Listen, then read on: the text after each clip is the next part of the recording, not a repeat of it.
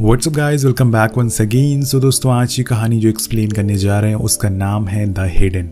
कहानी शुरू होती है 3 लोगों की फैमिली से, जिसमें हम रे, उसकी वाइफ क्ले और उसकी बेटी जोई को देखते हैं। अब इन तीनों को देखकर आपको लग रहा होगा कि ये तीनों इतना ज़्यादा घबराए हुए क्यों है। ये आपको कहानी देखकर पता चल जाएगा। इस कहानी में हर एक मोड़ पर बहुत ही सारे ट्विस्ट हैं, तो उसके लिए आपको तैयार रहना होगा। तो चलिए कहानी की शुरुआत करते हैं।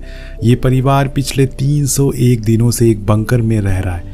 यही उनका घर है और अगर ये लोग बाहर गए तो इनकी मौत होना तय है, ऐसा इनका मानना है, क्योंकि बाहर किसी तरह का आउटब्रेक फैला हुआ है या फिर किसी एलियन ने इन पर हमला कर दिया है। पर हमें ये बताया नहीं गया है कि असल में बाहर क्या चल रहा है। और यहाँ हमें पता चलता है कि जो क्रिएचर बाहर घूम रहे हैं, इन्होंने उनका नाम ब्रीजर कह के पुकारा है। अब ये लोग इसी उम्मीद में जी रहे हैं कि कोई इन्हें बचाने एक दिन ज़रूर आएगा, लेकिन ऐसा एक दिन अभी तक आया नहीं है।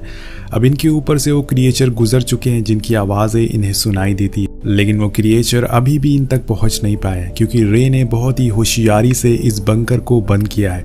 अब यहाँ रे हमें खुद के बनाए हुए रूल्स बताता है जो उसने खास जोई के लिए बनाया है। तो पहला रूल है ज़ोर से नहीं बोलना, और दूसरा है गुस्से को कंट्रोल करो।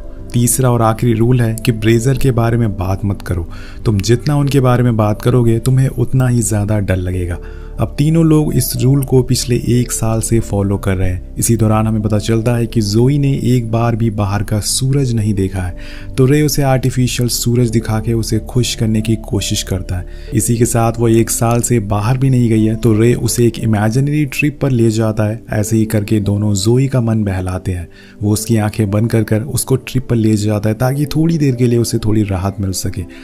अब रे उसे हर दिन कुछ ना कुछ नई बातें बताता है जो वो अपने बचपन में किया करता था, जिससे जोई को लगे कि बंकर में रहकर भी बहुत सारे काम कर सकती है। अब यहाँ हमें पता चलता है कि उनके पास बहुत दिनों का खाना स्टोर है, पर ये इंसानों का नहीं बल्कि कैट्स का खाना है जो कि ये खा रहे हैं। अब इनके पास एक हैंडपंप भी है जिसमें से ये पानी पीते हैं। अब एक दिन खाना खाते टाइम जोई कहती है कि उसे अब ये खाना नहीं खाना, वो एक ही खाना खा खा कर बोर हो चुकी है। तो रे उसे बहुत ही प्यार से समझाता है कि हमें खाना मिल रहा है, यही बहुत बड़ी बात है, वरना औरों को तो ये भी नसीब नहीं होता। अब यहाँ वो उसे ये भी बता देता है कि अब हम बस 3 ही लोग बचे हैं, बाहर कोई भी जिंदा नहीं है, और हमें गॉड का थैंकफुल होना चाहिए कि हमें इतनी दिनों तक सरवाइव कर पाए।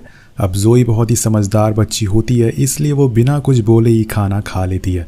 पर उन्हें पता चलता है कि कैन में तो होल हुआ है, पर ये किया किसने? मतलब इन लोगों का खाना कोई चुरा रहा है। पर यहाँ तो इन 3 लोगों के अलावा कोई और है ही नहीं। तो क्ले के दिमाग में आता है कि ज़रूर ये किसी चूहे का काम होगा। उन्हें फ़ौरन उसे ढूंढना पड़ेगा, वरना ये उनके पूरे खाने को बर्बाद कर देगा। वहीं रे सोने चला जाता है, क्योंकि रात को उसको पहरेदारी देनी है ताकि कोई मुसीबत ना आए। दूसरी तरफ जो एक पेरिस्कोप की मदद से बाहर का नज़ारा देख रही होती है, जहाँ पे उसे अपना स्कूल दिखता है जो बंकर से थोड़ी ही दूर पर था। पर उस स्कूल की हालत बहुत ही ज़्यादा ख़राब हो चुकी थी, और तभी अचानक से एक क्रो उसे डरा देता है।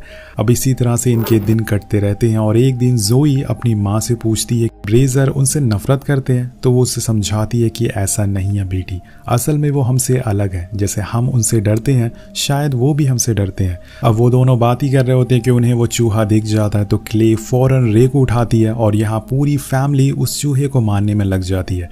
पर ये इतना आसान होता नहीं है। उसे पकड़ने के चक्कर में बहुत सी चीज़ें गिर जाती है, जिससे काफ़ी आवाज़ भी होती है।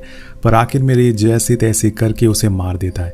अब यहाँ हो जाती है बहुत ही बड़ी दिक्कत। उस चूहे की वजह से उनका लालटेन जो होता है वो गिर जाता है, जिससे उनके बंकर में आग लग जाती है, जो देखते ही देखते इतनी बड़ी हो जाती है कि उसे बुझा पाना बहुत ही मुश्किल हो जाता है। लेकिन पूरी फैमिली जैसे भी करके उसे बुझा लेती है। लेकिन यहाँ सबके दिमाग में एक ही ख्याल आ रहे थे कि ये जो स्मोक, ये जो धुआं बाहर जा रहा है, उसकी वजह से ब्रीजर उन्हें ढूंढ ना ले। अब इसी घबराहट के बीच में हम फ्लैशबैक में जाते हैं, जहाँ पे रे देखता है कि उसके पड़ोसी शहर छोड़कर भाग रहे हैं। उनसे पूछने में पता चलता है कि शहर में कोई वायरस फैल गया है और सभी लोग यहाँ से दूर जा रहे हैं। तुम भी अपनी फैमिली को लेकर यहाँ से चले जाओ। कहानी एक बार फिर से प्रेजेंट में आती है, जहाँ पे क्ले देखती है कि धुआं तो निकल गया है, पर जो राख थी वो हमारे गेट पर ही जमा हो गई है, जिसे हम ज़रूर पकड़े जाएंगे। और यही सब सोचकर वो पैनिक होने लगती है।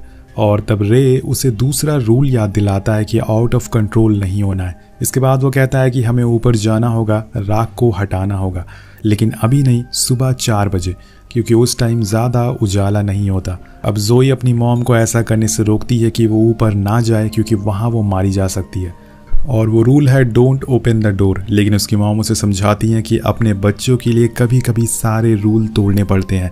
कुछ देर बाद वो दोनों ऊपर जाते हैं। वहीं जोई नीचे से उन पर नज़र रखती है पेरिस्कोप की मदद से, ताकि दोनों ऊपर जल्दी से अपना काम पूरा करके वापस आ सके।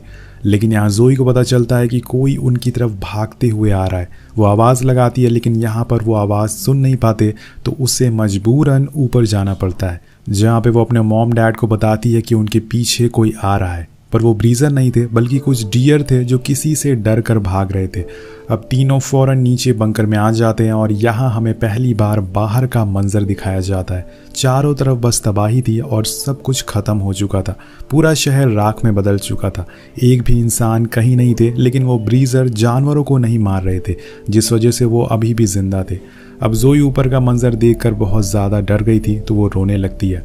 उसे अब यही लगने लगता है कि वो उन लोगों को भी मार देंगे।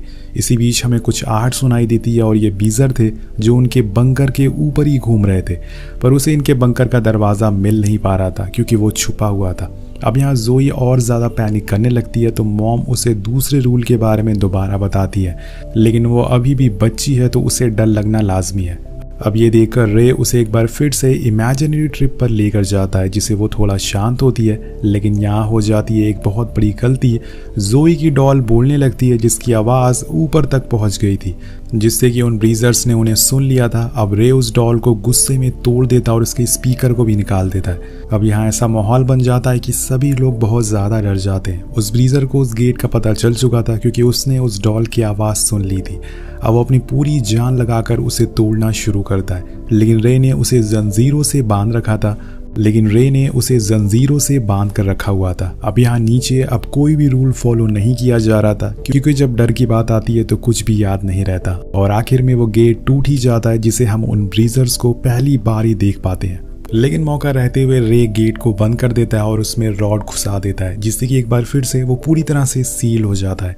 और वो दोनों कुछ देर के लिए शांत वहीं बैठ जाते हैं। तो जोई बोलती है कि वो जा क्यों नहीं रहे, तो रे कहता है कि वो बाकियों को लेकर आ रहे हैं ताकि साथ में हमला कर सकें। और तभी हमें उनके पैरों की आवाज़ सुनाई देती है, जिससे सारे रखे हुए सामान हिलने लगते हैं। और यहाँ में एक बार फिर से फ्लैशबैक दिखाया जाता है, जिसमें टाउन के लोग वापस टाउन में आ रहे थे, जिसे देखकर रे घबरा जाता है। पर आगे जाके उन्हें पता चलता है कि मिलिट्री ने उन्हें इस टाउन में क्वारंटीन कर दिया है ताकि ये वायरस बाहर ना जाए। और तभी रे देखता है कि वहाँ की चट्टानें कांपने लगती है। और इसी के साथ हम प्रेजेंट में आते हैं।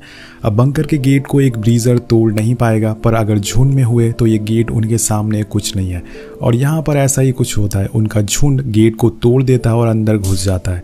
लेकिन तभी क्ले गेट पर आग लगा देती है, जिससे कि उन्हें वहाँ से भागने का थोड़ा टाइम मिल पाता है। वो तीनों एयर वेंटिलेशन से बाहर आ जाते हैं, लेकिन रे का साइज़ बड़ा था, जिस वजह से वो अंदर ही अटक जाता है। और अगर उसे फैमिली के पास जाना है तो उसे कुछ ना कुछ करना ही पड़ेगा। वो अपना एक कंधा तोड़ देता है, जिससे कि वो बाहर आ सके, लेकिन वो फिर भी बाहर नहीं आ पाता, जिसके कुछ देर बाद हमें चिल्लाने की आवाज़ आती है, यानी कि रे की अंदर ही मौत हो गई है। अब जोई अपने डैड को ऐसी हालत में छोड़कर नहीं जाना चाहती थी। वो चिल्लाती है और फिर से उस बंकर में जाने लगती है, पर क्ले उसे लेके वहाँ से भाग जाती है। लेकिन थोड़ी देर बाद वो खुद को वहीं खड़ी हुई पाती है जहाँ से ये सब शुरू हुआ था। इसी बीच इनके ऊपर एक हेलीकॉप्टर आता है। अब आपको लग रहा होगा कि ये लोग इन्हें बचाने आए हैं, लेकिन इस कहानी में ऐसे कुछ ट्विस्ट आने वाले हैं जो आप सोच भी नहीं सकते। अब हेलीकॉप्टर में से एक ट्रैप आता है, जिसमें दोनों को कैद कर लिया जाता है। और फिर यहाँ हम पहली बार ब्रीजर को देखते हैं, जो असल में सोल्जर थे, ना कि कोई क्रिएचर थे। वो उन्हें एक सीरम इंजेक्ट करते हैं और अपने साथ ले जाते हैं। अब आप लोग सोच रहे होंगे कि ये सोल्जर से क्यों भाग रहे थे, तो इसके लिए हमें फ्लैशबैक में जाना पड़ेगा, जब पूरे टाउन को आर्मी ने क्वारंटीन कर दिया था। लेकिन उनका वायरस से लड़ने का कुछ अलग ही तरीका होता है। उन्होंने इस पूरे टाउन को बॉम्ब से उड़ा दिया और वो लोगों के सामने और फिर एक एक करके चुनकर सभी को मारने लगे, ताकि ये वायरस बाहर ना जा सके और गवर्नमेंट की बेइज्जती ना हो पाए।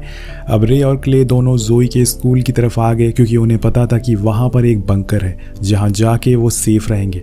वहाँ उन्हें स्टोर करा हुआ खाना भी मिल जाता है। और पहले दिन जोई ने अपने डैड से पूछा था कि हम यहाँ से कब बाहर निकलेंगे। तब उसने उन्हें बताया था कि कुछ ही दिनों में लेकिन कुछ दिन करते करते उन्हें यहाँ पर 1 साल से ज़्यादा टाइम हो गया। अब यहाँ रे को समझ नहीं आ रहा था कि असल में ये सब हो क्यों रहा है, लेकिन दोस्तों क्ले को समझ आ चुका था कि उसके हाथ में एक कट लग गया है जिसमें से एक ब्लैक कलर का खून बाहर आ रहा है, यानी कि वो सारे लोग इन्फेक्टेड हो चुके हैं और ये वायरस असल में किसी के छूने से नहीं बल्कि हवा में फैलने से हो रहा है। और यही वजह है कि आर्मी एक एक करके सबको मार रही है, चुन चुन कर। अब इसके बाद कहानी प्रेजेंट में आती है जहाँ पे सोल्जर को हम क्लोज से देख पाते हैं। उन्होंने ब्रीथर मास्क पहन रखे थे जिससे वो इन्फेक्ट नहीं हो पाते, और उन्हीं में से एक सोल्जर जोई की जैकेट पर उसका नाम देखता है। वो शायद उसे पहचानता था पर वो कुछ नहीं कर सकता था। वो सभी उसको मारने के लिए अपनी बंदूक आगे करते हैं। तभी हम देखते हैं कि क्ले को कुछ होने लगता है, उसकी स्किन ब्लैक होने लगती है और वो बार बार सोल्जर से कह रही थी कि उसकी बेटी से दूर रहे। अब इसी बीच एक आदमी आकर सबको मारने लगता है किसी ज़ॉम्बी की तरह, और ये कोई और नहीं बल्कि रे होता है जो कि जिंदा है लेकिन वो इन्फेक्टेड हो चुका है। उसमें अब इंसानों से ज़्यादा ताकत आ चुकी है। पूरे टाउन के लोग शुरू से ही इन्फेक्टेड हो चुके थे और जैसे ही इन लोगों को गुस्सा आता है ये अपना कंट्रोल खो देते हैं और ये वायरस बाहर आ जाता है। इसी वजह से रे अपनी बेटी को रूल नंबर 2 समझा रहा था कि अपना कंट्रोल नहीं खोना है चाहे कुछ भी हो जाए, और कुछ इस तरह से ये वायरस काम करता है जिसका कोई इलाज नहीं है और यही वजह है कि गवर्नमेंट इन लोगों को मार रही है। वहीं रे को एक सोल्जर गोली मारकर गिरा देता है जिसके बाद वो एक आम इंसान में बदल जाता है, पर अब तो बहुत देर हो चुकी है ये। और रे की ऐसी हालत देखकर क्ले खुद पर काबू नहीं कर पाती और वो भी एक एक करके सारे सोल्जर को मारने लगती है, लेकिन कुछ ही देर में उसे काबू कर लिया जाता है। लेकिन अब वही जोई भी ज़ॉम्बी बन चुकी है, यानी कि पूरा परिवार ही अब इन्फेक्टेड हो चुका है।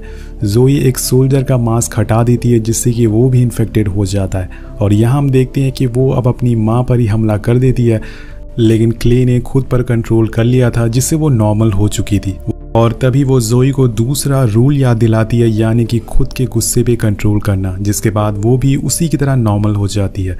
अब इसके बाद दोनों रे के पास जाते हैं जिसे सोल्जर ने गोलियों से छन्नी कर डाला था। जोई अपनी डैड की ऐसी हालत देखकर रोने लगती है, पर रे उसे एक आखिरी ट्रिप पर लेके जाता है जिसके कुछ ही पल बाद वो उसके सामने ही दम तोड़ देता है।